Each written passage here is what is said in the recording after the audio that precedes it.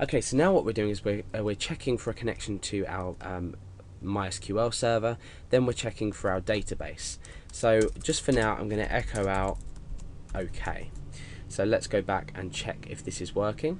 I'm going to just start typing something in here, and you can see that OK is displayed. So that's absolutely fine.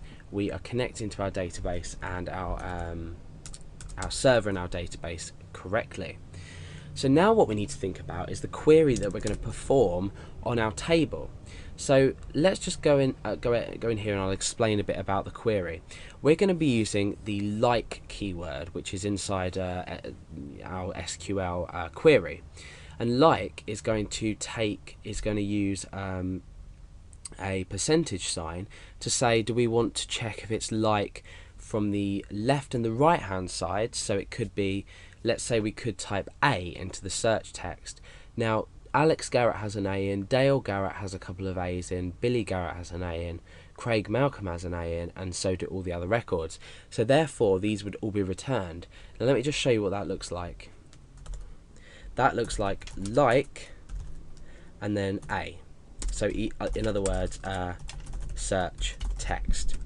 So if search text equals A, our query is going to look a bit like this. Obviously there's going to be more to the query because we're creating a full query, but we would retrieve all results because all results have an A somewhere in it. If we were to do this, this means search text from the start and then anything afterwards. So what we're doing now is, oh, we don't want to save that. What we're doing now is we're searching for A, and then we could say ALE, so we're searching ALE then anything else.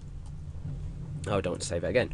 So so yeah, this is the way we're going to do it. We're not going to use a percentage sign at the end of each one, but we are going to use one at the end to correctly display our search results, because we don't want to be searching, you know, with keywords inside of our words, if that makes sense. If not, you'll understand a bit later, and there is another tutorial on this that I've created, so you can go and have a look at the like keyword.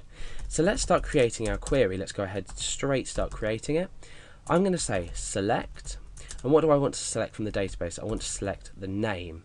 So if we go into our database, we've got the name here, so I want to select the name, and we're selecting from, and the table is names, so let's go back into our database and have a look at that. We've got names there, and then what we're doing is we're saying where name, where name like, remember I said. Now usually you do this if you want to search for a keyword inside here, but what we're doing is we're just saying like, and we're specifying the search text and then the percentage sign afterwards. So we're searching for anything in the front, well, we're searching for a specific in the front, so ALE would produce Alex Garrett and Alex Malcolm, and then anything after that. Otherwise it would just be an exact match, so we create this as a wildcard. It's called a wildcard. So we need to think about security in here as well, so let's escape that there, and reconcatenate that on there. And we need to, oh no, sorry, let's get rid of that and put that back in there. Okay, so now what we need to do is we need to say MySQL real escape string. I do have some videos on SQL injection that you should have a look at if you don't understand what this function does. It basically protects against SQL injection by escaping certain characters inside of this string.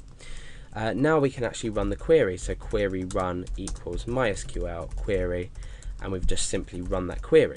So now what we can do is what we need to do is we need to return a list of all names retrieved from this statement. So if I type A, there will be, let's go and count, there'll be 1, 2, there'll be 2 names retrieved, because if we start with an A, anything after that is a wildcard. So we've got A for Alex Garrett and A for Alex Malcolm. If we type ALEX, for example, these two will still be returned. If we type ALEX space G, then only this record will be returned, because we're matching this part and the rest of it is a wildcard. So hopefully now that makes sense if you didn't understand before. So we need to use a while loop. As we've done in some of my previous tutorials, we've looked at creating an array from our query, from the results. So I'm going to say while query row equals MySQL fetch associative. Now what this function here is going to do is fetch an associative array from the records that we've returned from this query, and we specify the query inside of it just like that. So now what we can do is we can access each element of the returned results. So I can say just print out the name.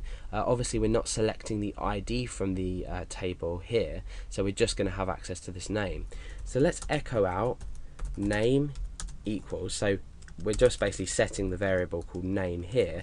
So name equals query row. Remember, we've set the array as this variable here, so we're using square parenthesis as an array, and then we can just type in name there because it's an associative array, so this value here of name will match our field in there. So hopefully that makes sense as well. And we're going to append a break on it because we want it to look nice when we are displaying it as the user is typing, otherwise they're all going to be inline. Okay, so that's about it. Let's go back to our page and refresh. So I'm going to start typing a character. I'm going to type A. Hopefully I actually get something back. No, odd. Let's go back and have a look at what we might have done wrong.